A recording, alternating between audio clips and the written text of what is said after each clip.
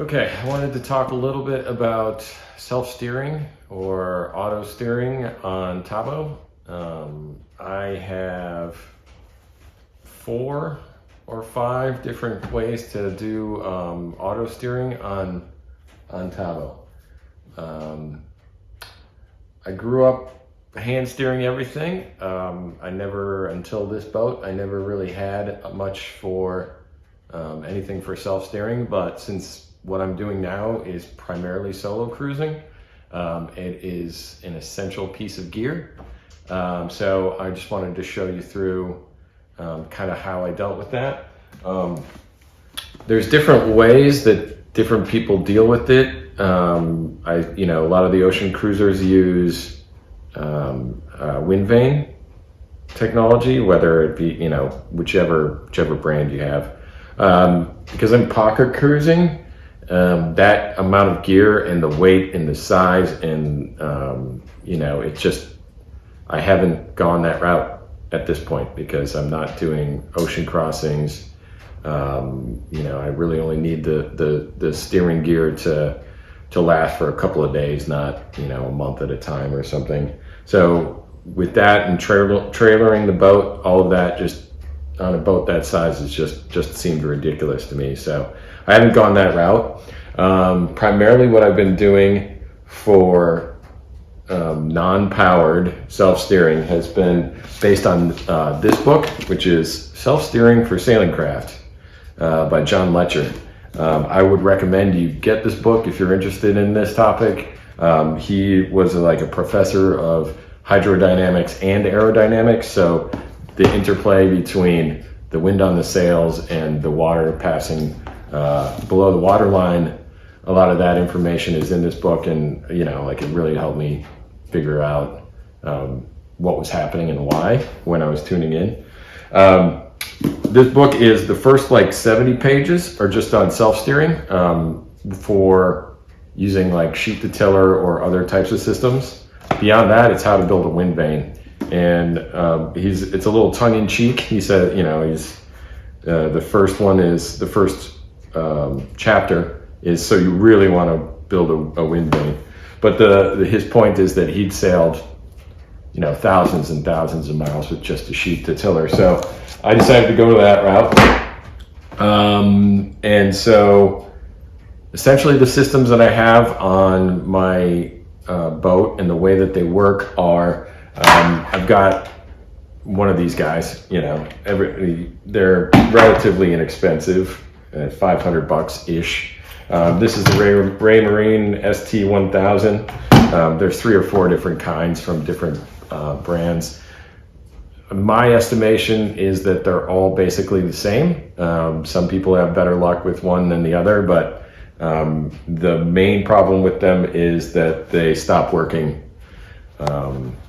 once they get a little water in them. So I keep mine in the lazarette when I'm not using it, just to keep it, as best as possible. But this is really not a system that I trust to be working for long periods of time. The times that I've used it have been primarily that it's really good for motoring. If you're doing a long cruise and you're motoring, this is great to have for that because it'll keep you on a compass course and you don't really have to worry about it. It also works well for downwind sailing.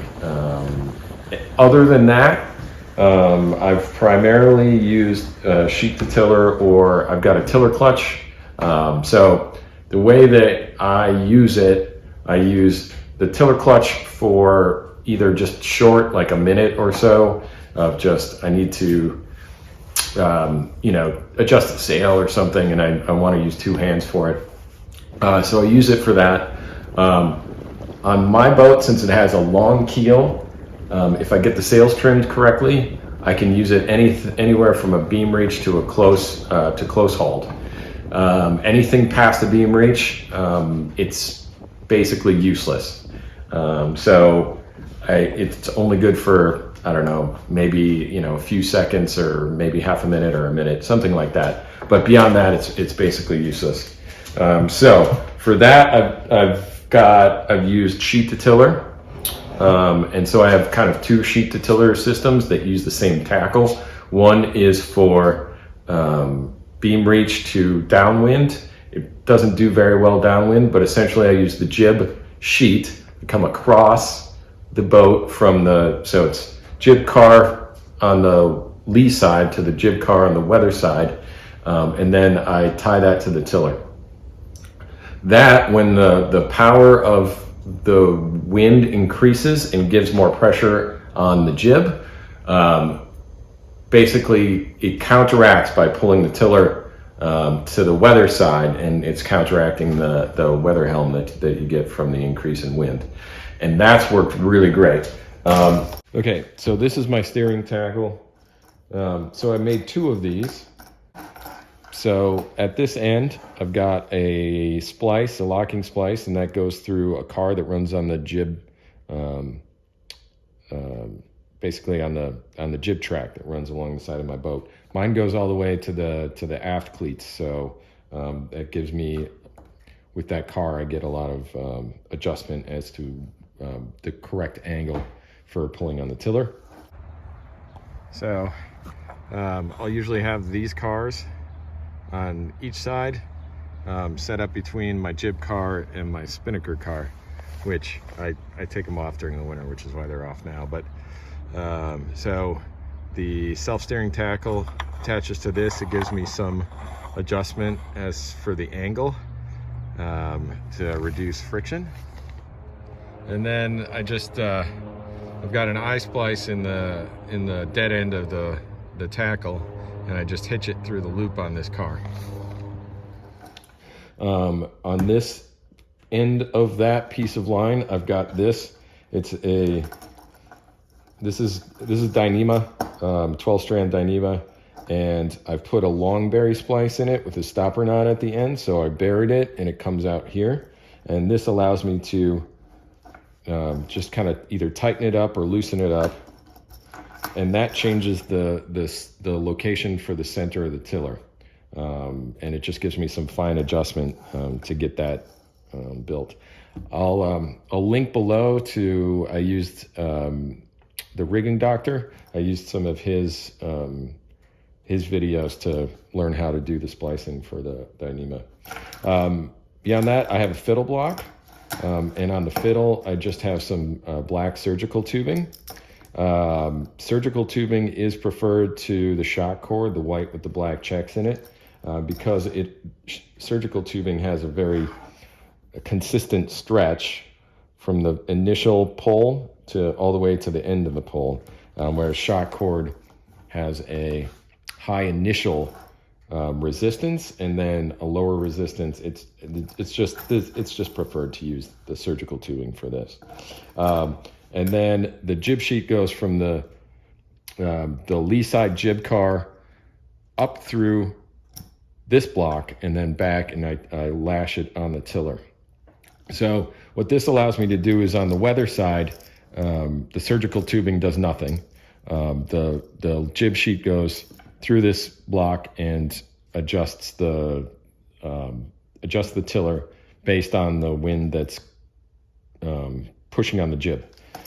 On the lee side, I use the same identical tackle, but on that side, I'm not using the block. I'm using the elastic, and I have two here.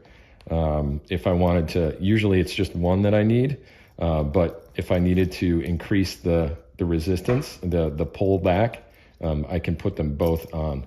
And the way that I do that is I have the soft shackle. Again, I'll link to how to make these.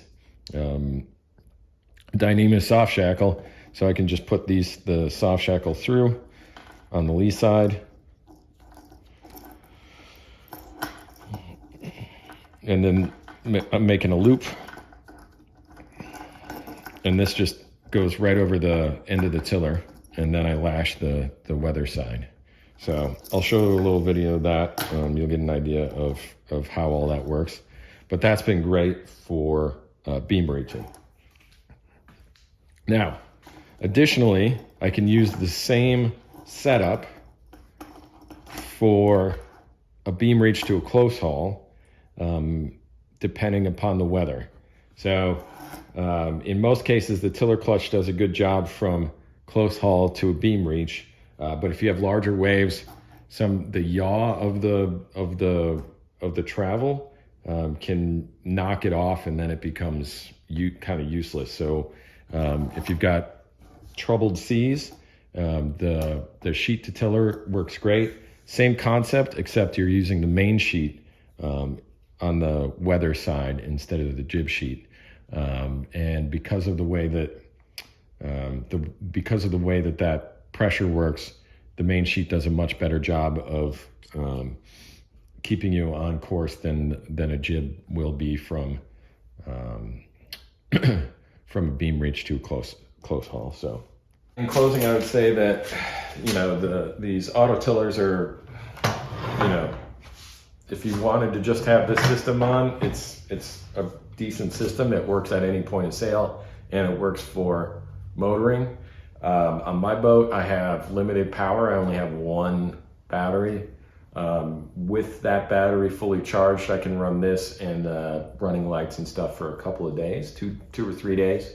But again, it's something that, because it's electrical, because it's mechanical, it's not something I'm going to, trust with my life. As far as self-steering goes, even if you have to play with tackle and blocks and getting that rigging set up, I would rather spend 50% of my time adjusting self-steering tackle than 100% of my time at the tiller. And I think that that's important to think through, that even if it's finicky and it takes you a long time to get set up, which, depending upon your boat, it will. It can take a while to figure that, the right location, set of blocks, resistance, which sheet you should be using when, and things like that. Even if you spend a lot of time doing that, it's completely worth it in the end, because you're free to do whatever you need to do, rest, make food. So would highly, like I said, I think it's essential gear to have. So I hope this helped you, and leave any comments or questions. I'm happy to answer them. I'm by no means an expert in this. I'm just letting you know what I found works for me. So, all right, thanks for watching.